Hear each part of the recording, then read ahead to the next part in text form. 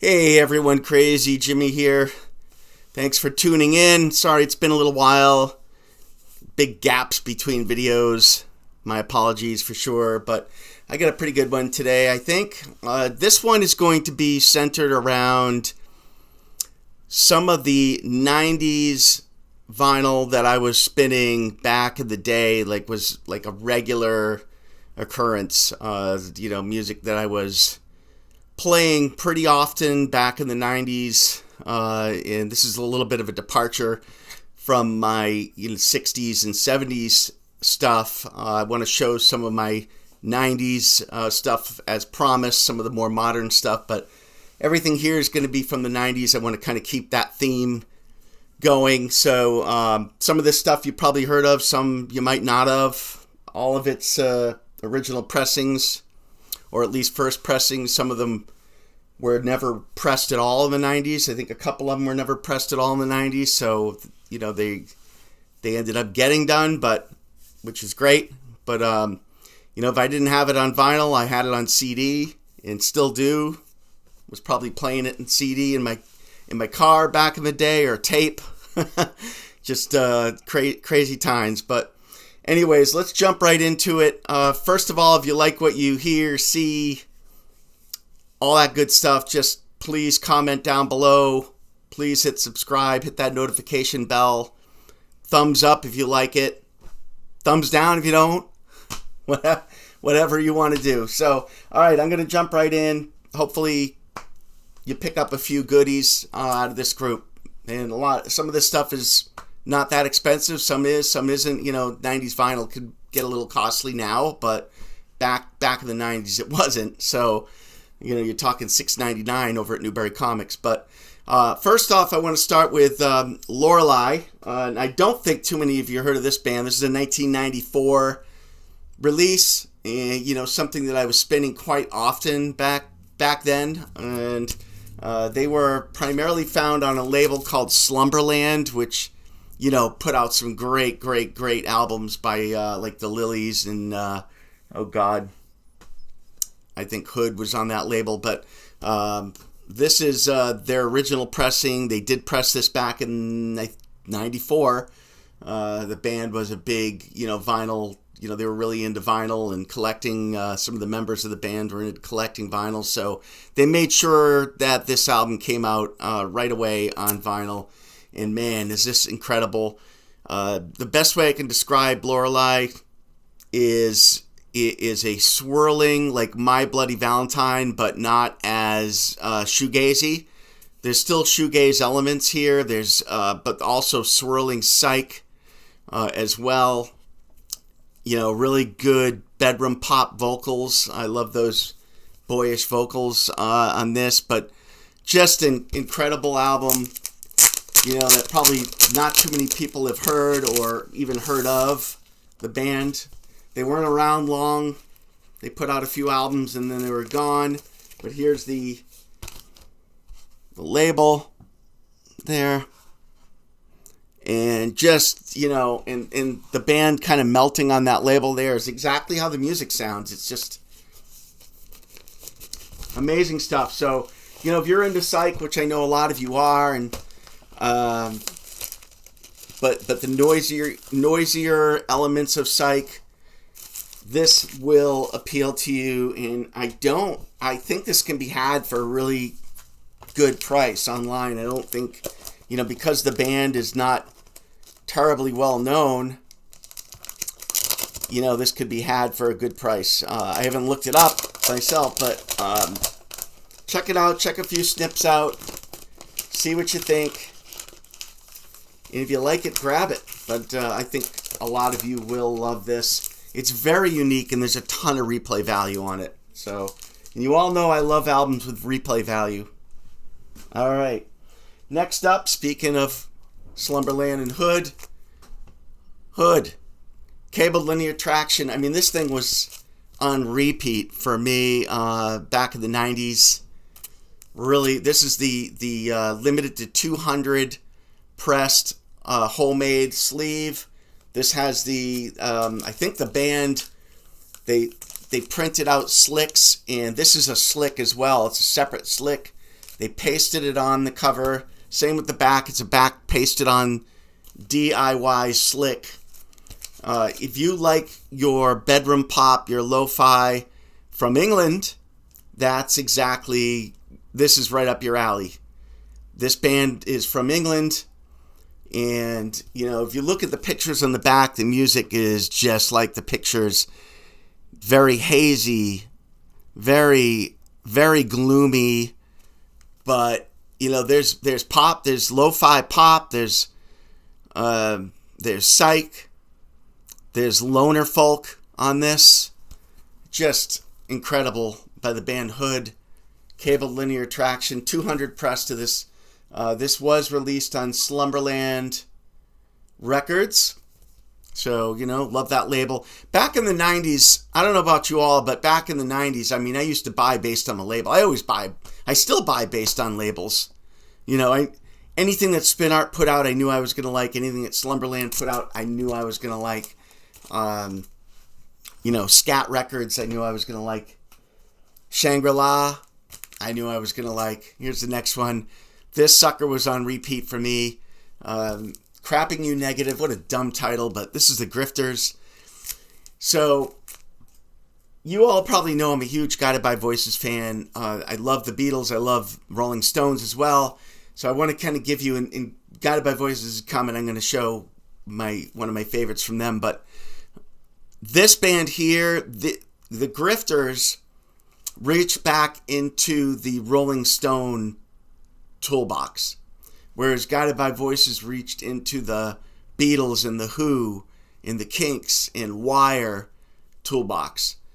The Grifters were reaching into what the Stones were doing and that swampy thing.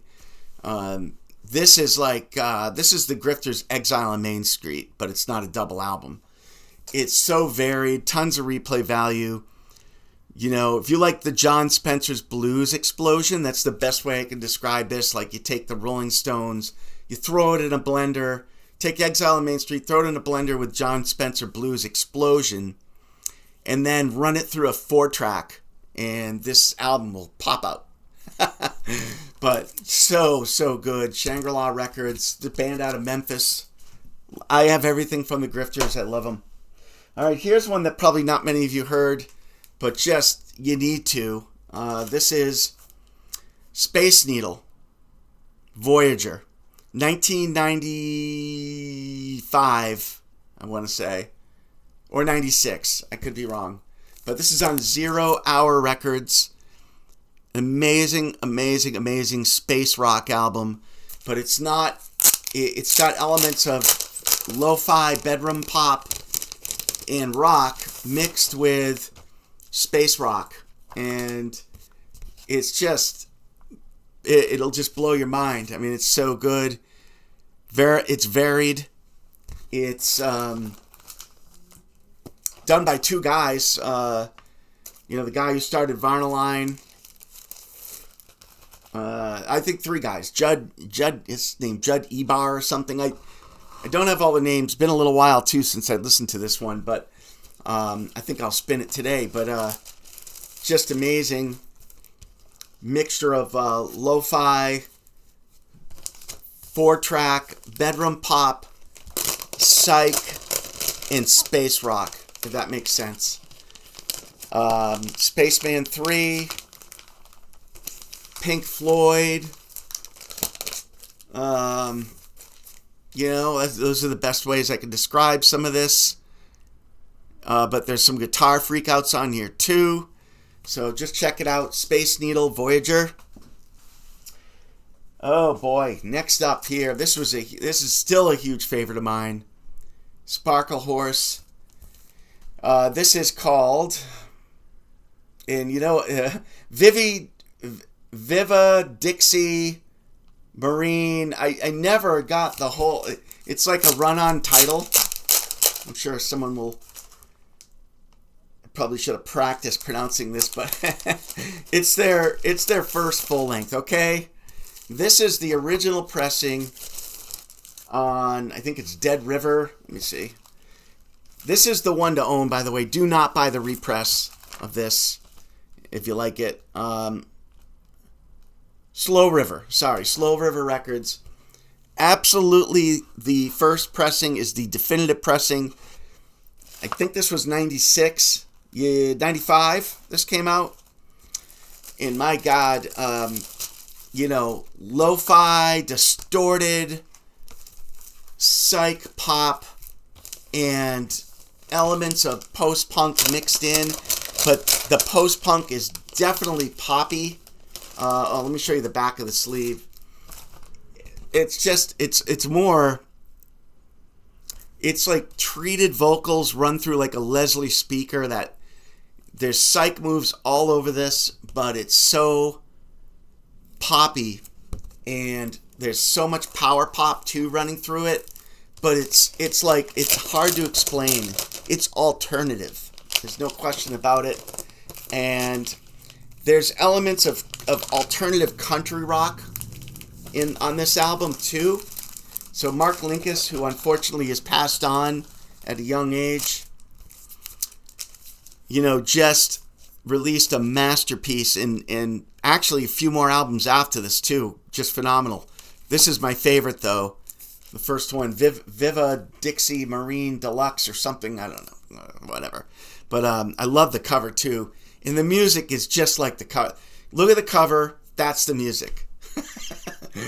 Crazy stuff. I used to play this all the time on the radio when I was at WRND at Notre Dame College.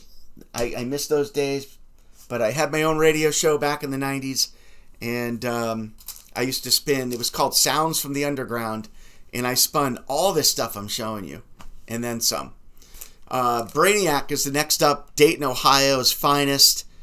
And, this is, if Guided by Voices channeled The Who and the Kinks and Wire and the Beatles and all that stuff in Genesis, this channels Devo and, angular, like math rock with Devo and then some soul. James Brown. I know that's crazy to hear, but just listen to a song like Flypaper, and it's so unique. If Timmy Taylor didn't get killed in a car accident back in 97, this band would have blown up. They signed to, I think it was Interscope, and we're getting ready. They're preparing an album back in 97 that was going to blow everyone's mind. Not that this didn't, this did. This is Bonsai Superstar by Brainiac, is definitely my favorite album from them. But yeah, when was this released? 94, 95, I think. Somewhere in that time period. But yeah, Timmy Taylor, genius. And this is not derivative at all. So, if you like your rock and your psych and your alternative rock, more angular and more angry, but with a dash of soul. Yeah, all over this. And I heard I never got to see them live, unfortunately, but their live shows were apparently incredible. Next up, another one that I spun all the time. The Posies, Frosting on the Beater. I think a lot of you probably know who they are because Stringfellow and John R. I think that's how you pronounce his name. We're working with Big Star. So like the new Big Star. So that was basically the Posies. The backing band for the new Big Star with Chilton was the Posies, Stringfellow and John R. and company. And their harmonies, and this is Big Star-esque right here. If you like Big Star, you're going to love this. This is power pop. This is the cream of the crop power pop. Geffen Records. This was all over MTV even. This was all over 120 minutes. Just amazing stuff. Still in the Shrink. Love it. Geffen record, original. The original has so much pop, so much drive, so much, the mids are amazing on this original. I think it's been repressed since then. I have not heard no, I have heard the repress, and I got rid of it. I remember listening to it. It was awful. They smiley faced the EQ, so it was just too bassy. It was awful. I hate it when they remaster something that doesn't need to be remastered. But Frosting on the Beater, Big Star-esque power pop all the way. All right. Next up, okay, speaking of Exile on Main Street, Rolling Stones, Verbena. This band here, Souls for Sale, they certainly channeled, what the Stones did on Exile, but then, brought it up into the 90s and updated it a little bit. But yeah, this is really great. Right there. This was their first full-length. They released an EP before this called, I think, Pilot Park. This is on Merge Records. Still got that. I think some of this was recorded on a 4-track. But just phenomenal. Love everything Verbena did. And this is no exception. This is my favorite full-length from them. Little monkey there on the label. But yeah, if you like, picture Exile on Main Street in the 90s, but then add a little post-punk in there, a little bit of power pop in there, and, that 90s sound, and you got Souls for Sale by Verbena. Another one that I spun all the time. All right, here's a, speaking of Big Star, my God. My favorite Teenage Fan Club album, Grand Prix. This is an original pressing, Creation Records. Just, it comes with the 7-inch. Just phenomenal power pop. So catchy, so melodic. Is it derivative of Big Star? Absolutely. But look, if you like number one record in Radio City, you're going to love this.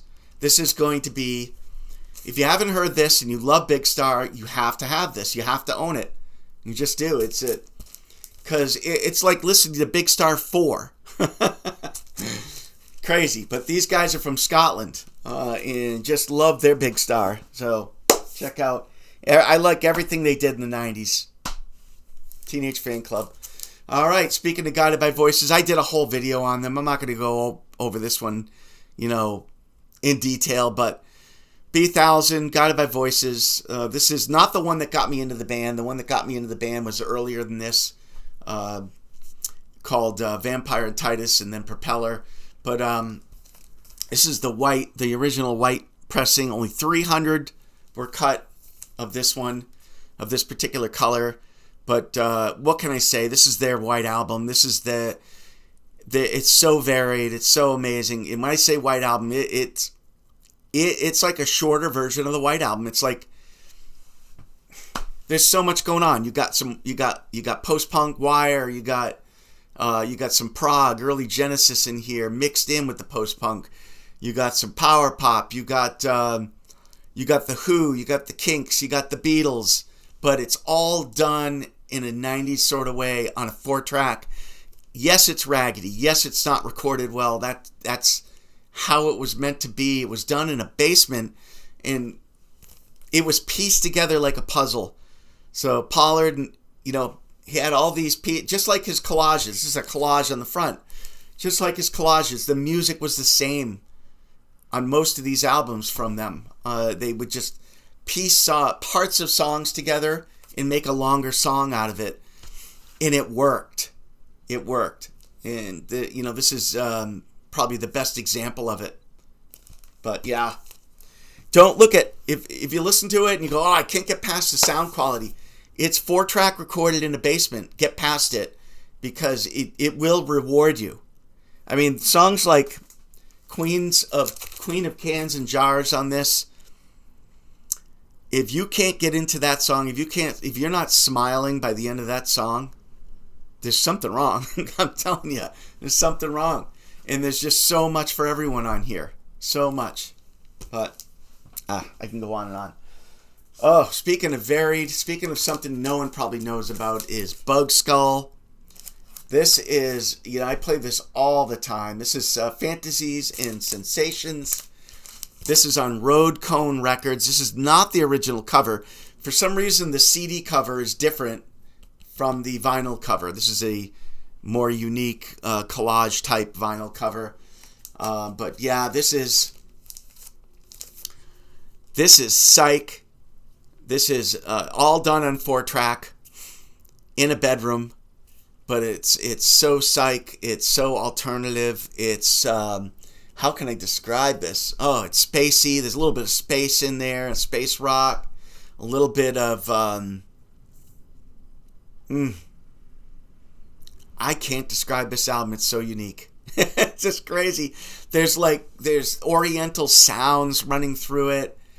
The production touches are amazing. The use of the recorder, the use of different instruments on this album just all brings it all together. It's so unique. I can't explain it. You have to go online and listen to it. Bug Skull is the band. They're from Oregon, they're from the West Coast. I'm pretty sure it's Northwest Oregon. Fantasies and Sensations is the album to listen to, but there's elements of electronica in this too. They got more electronic as they went, but they started out very, lo-fi bedroom pop, and there is a lot of that on this too, but there's also post-punk, X-Men punk. I mean, it's so varied and so good. You'll come to me and say, Jim, where did that Bug Skull album come from? My God, how did I not hear that back in the 90s? Next up, this is more of a guilty pleasure, but this might not be for everyone. I'm a huge Beach Boys Pet Sounds fan, and so are the Pearl Fishers. This was 96, I want to say. I think. But yeah, this is Young Picnickers by the Pearl Fishers. I'm such a huge Beach Boys Friends, Sunflower, Pet Sounds, and God, this is like, you're going to pop this on and check it out. It's so good. You have to spin it. Don't just, go through a couple tracks and go, my God, this is, I don't know. There's power pop. The first song here, We're Gonna Save the Summer, is power pop. I mean, it's Big Star and Beatlesque power pop. And then An Ordinary Day Out in the Suburbs, you start to get into that Beach Boys Friends sound. And, Blue December is jazz, but done in a Beach Boys sort of way. It's just so good over and over. Stella Painted Joy is like a you take Todd Rundgren's Song for the Viking and mix it with a Friends era Beach Boys and a magical mystery, not a magical mystery tour, but like a Sgt. Pepper's Beatles track, and you got Stella Painted Joy. Yeah, and I'm sure most of you have not heard of the Pearl Fishers. They're from Scotland as well. I think they've even toured with Teenage Fan Club before. But this is Davy Scott, he writes everything. I like everything the Pearl Fishers ever did, but this is my favorite from them, Young Picnickers. Check it out. So good. Speaking of shoegaze, My Bloody Valentine, all that good stuff. Yeah, if you're wondering what this is, I'll tell you what it is. It's Starflyer Gold from the 90s, 95 I want to say, or 96. I don't remember when this was released. It's an original pressing. This is on one of those labels, Tooth and Nail, that I eat up. I love everything on Tooth and Nail. They tend to release a lot of emo stuff, but this is not. There's an element of emo. I would call this, like early Death Cab for Cutie mixed with My Bloody Valentine, mixed with Swerve Driver, but a little heavier. This is swirling, like Velocity Girl, but male vocals. Very hushed vocals on this. Swirling, exciting, exhilarating music. Starflyer Gold. Check it out. Last one for the 90s. Again, Big Star, Teenage Fan Club, The Posies. If you like all that, you will love Super Drag. Head Trip in every key. You will absolutely love them. This was never pressed on vinyl back in the 90s. However, it was pressed in... this came out in 96. The first pressing was 2013 on clear vinyl. It's been long sold out. They only pressed 1,500 of these. This is probably not cheap heat anymore. It's probably $200, $300 now. But you gotta look. If you love Big Star, if you love Teenage Fan Club, Power Pop, all that Power Pop from the 70s that was just so great. This channels all that and then, rolls it up in a nice tidy bow. Every single track on here is great, in my opinion.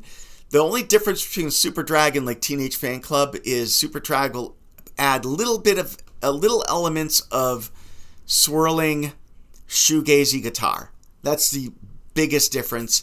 Although this album here is a lot cleaner than the one prior to it, which was more shoegazy, which I do have. I didn't want to show that one because this one's, I like this one a little better than the one before that. Of course, that album had their big hit, Sucked Out, I think it was. I don't remember the name of it, but great track, great album, but this is a little better for me. This one here. Head trip in every key, but super drag. Check it out. But that's my 90s redux for today. Stuff I played an awful lot back in the 90s. Stuff that I spun on the radio an awful lot as well. There's so much more that I did not show you, like Boo Radley's, Olivia Tremor Control, Eric's Trip, the Pixies, Velocity Girl, Belly.